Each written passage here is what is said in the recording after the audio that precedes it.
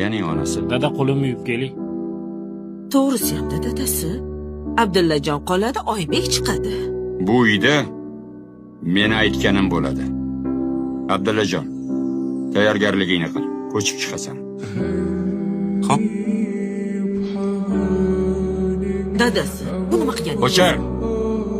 Necha marta aytganman senga bolalarni biridan birini ajratma deb. Voy, men yomon gap gapirdimmi? Abdullaning ishlari bir yaxshi. Birga tursa hech narsadan qiynalmaymiz. Esi yo'q xotin. Hozir nima qilganingni bilasanmi? Bir o'g'lingni ko'kka ko'tarding, ikkinchisini yerga ko'mding.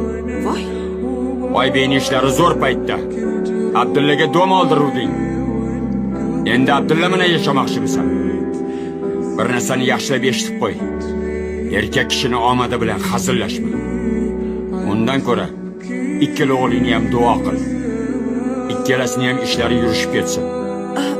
men Och, yop og'zingni.